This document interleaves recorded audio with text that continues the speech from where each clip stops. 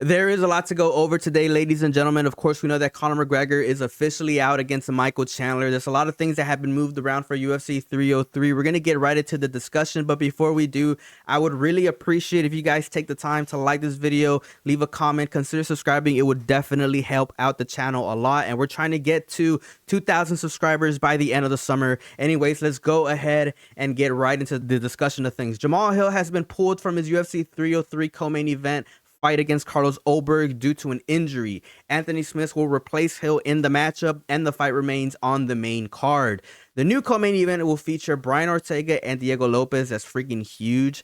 And of course, we know that Alex Pereira will now face Jiri Prochazka in the main event, replacing the canceled bout between Conor McGregor and Michael Chandler due to McGregor's injury. Olberg, who initially replaced Khalil Roundtree following Roundtree's suspension for a positive drug test, is currently on a 6-fight winning streak. Anthony Smith is coming off a submission win over Vitor Petrino at UFC 301, and he will step in against Olberg. UFC 303 is obviously scheduled for June 29th at the T-Mobile Arena in Las Vegas. There was a lot of people that wanted to see Jamahal Hill get beat up by Carlos Olberg at UFC 303. Of course, we know that that's not going to happen because Jamahal Hill got his injury. We don't know the extent of his injury just yet. The UFC doesn't do a good job at communicating with the fans, and we're going to just sit and wait until we get some news on what really happened to Jamahal Hill. But I'm pretty sure that some news is probably going to come out really soon. I feel like Jamahal Hill is probably going to go on Instagram or on Twitter, or maybe release a video talking about his situation pretty freaking soon. Now, Anthony Smith's coming in and replacing Jamahal Hill. I think it's a pretty freaking scary fight for him. This is a short notice fight against Carlos Olberg, who has been on a freaking tear in the UFC.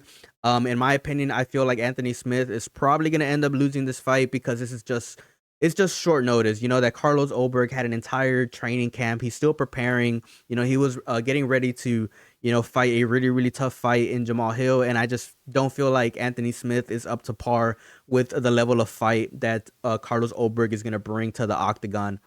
That fight will no longer be in the co-main event. The co-main event was replaced by Brian Ortega and Diego Lopez. I think that this is a pretty good fight. Both these guys can pretty much do stand-up. They can grapple. They can submit people. It's going to be a pretty interesting matchup. I think that Brian Ortega, right now probably has the momentum because we know that he can beat literally top level opponents. I mean, Brian Ortega's last fight against Yair Rodriguez, which pretty much just confirms the fact that Brian Ortega is able to hang with some of the best in the division. This is a potentially breakout moment for Diego Lopez. If he's able to beat someone like Brian Ortega, he's definitely going to be faced up against people who are in the conversation for fighting for the title. Maybe someone like Movsar Evloev is someone that, Diego Lopez could potentially fight if he gets through Brian Ortega this next weekend. That rematch would be pretty freaking insane, given how entertaining and how good and how high level their last matchup was.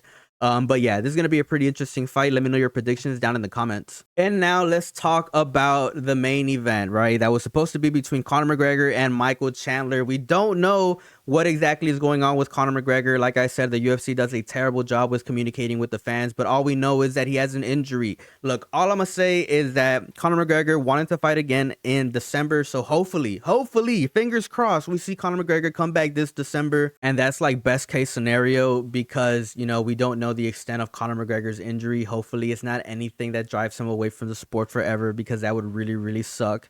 And yeah, what a really unfortunate situation. We waited so long to finally get the announcement of Conor McGregor versus Michael Chandler. It happens at UFC 300, and then we're like less than a couple of weeks away from finally seeing Conor McGregor come back to the sport, just for it to get canceled because Conor McGregor, gets injured, which is really, really, really unfortunate for the sport.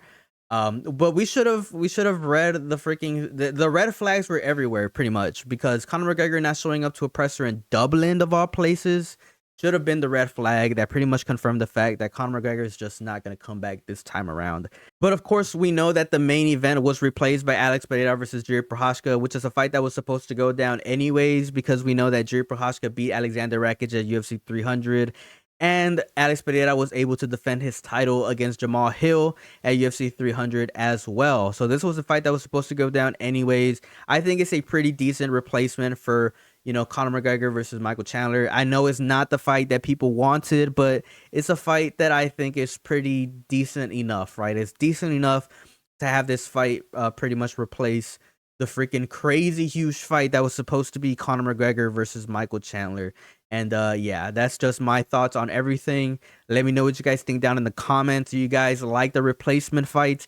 I think that the replacement fights are a solid like 8.5 out of 10.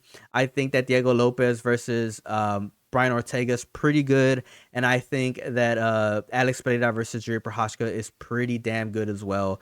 So solid replacements. The UFC did their thing in finding, last minute fights, right? Couple weeks away from UFC 303. And hopefully they deliver. Hopefully they do deliver. I'm definitely going to tune in to watch UFC 303 anyways, right? But let me know your thoughts down in the comments. As always, please leave a like, subscribe to the channel, comment on this video. It would definitely help me out a lot. Like I said, we're trying to get to 2,000 subscribers by the end of the summer. Anyways, peace out and have a good one.